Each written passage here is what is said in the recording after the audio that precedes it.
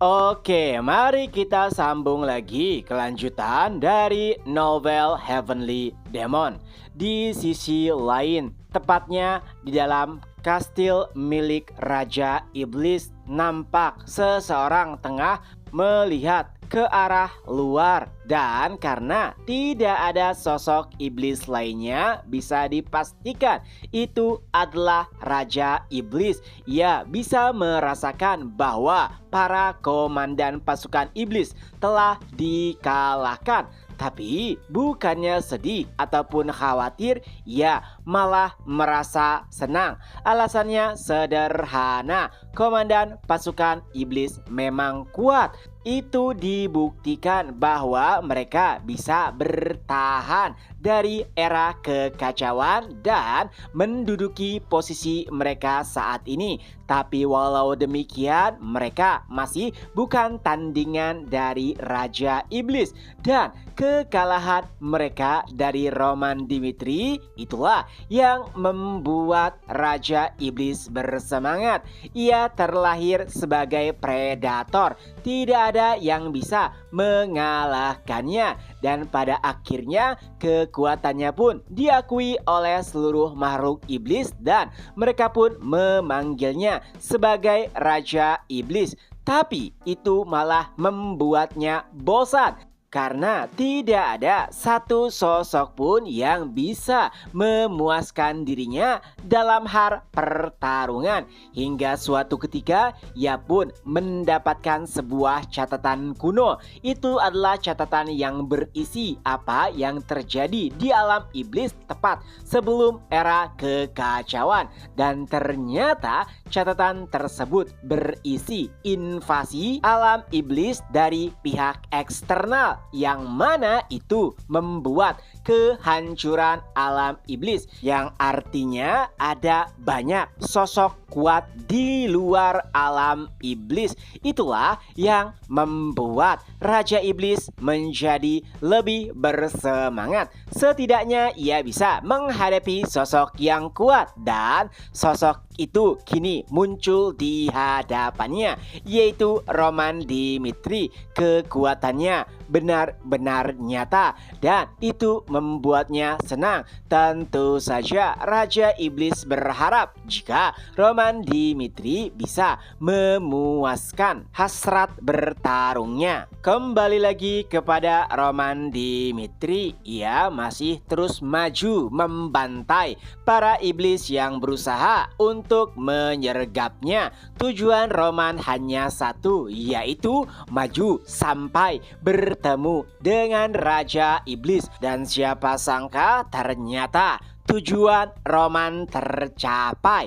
Ya, secara tiba-tiba ada sosok iblis yang jatuh dari langit, dan ternyata itu adalah Roman. Ia pun langsung berkata, "Akhirnya kita bertemu juga, Roman Dimitri." Nah, saat melihat tubuh Roman, Raja Iblis sama sekali tidak merasakan kekuatan ilahi pada tubuhnya, yang artinya Roman hanya menggunakan kekuatan manusia untuk bertarung dan membantai pasukan iblis. Itu adalah sesuatu yang bahkan Raja Iblis sulit mempercayainya. Tapi karena faktanya Roman sangat kuat, ia pun kembali berkata, "Baiklah, sekarang adalah giliranku. Pasukanku akan menghadapi orang-orang yang kau bawa. Jadi, jika kau ingin menyelamatkan mereka, maka kau harus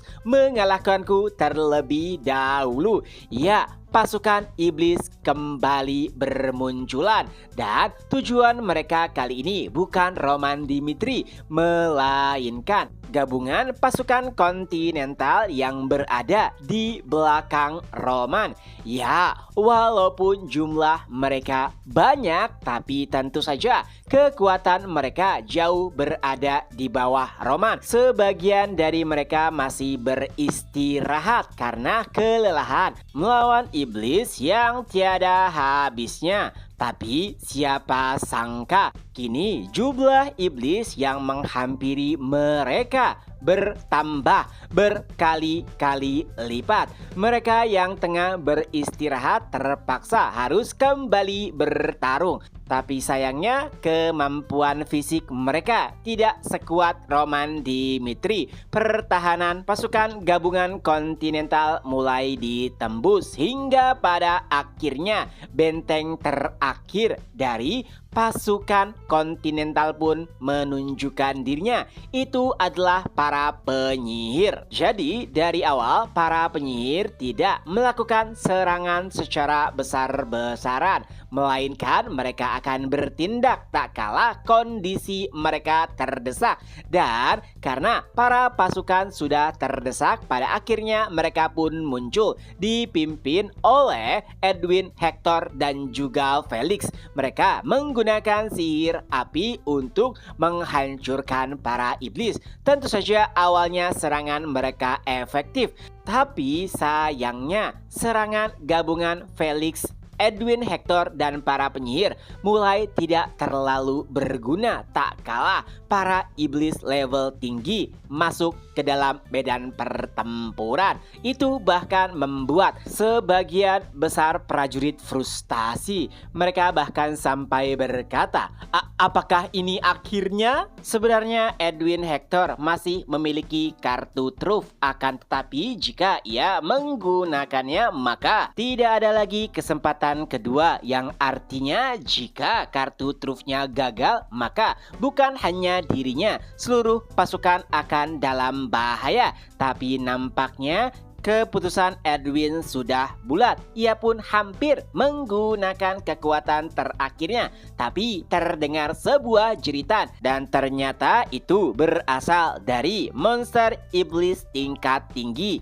Dan yang membuatnya menjerit adalah Kevin. Ia terlihat sangat marah. Itu semua karena dirinya merasa menjadi beban bagi tuannya, yaitu Roman Dimitri. Padahal ia sudah bersusah payah, tapi sedikit pun ia tidak bisa membantu tuannya. Beberapa prajurit juga sudah tumbang. Jadi ia bahkan membiarkan sihir hantu mengendalikan tubuhnya dan mulai menggila dan mengincar para iblis level tinggi. Untungnya Kevin berhasil mencapai ranah baru dan dengan itu ia juga bisa mengalahkan para iblis level tinggi. Tentu saja itu hanyalah permulaan.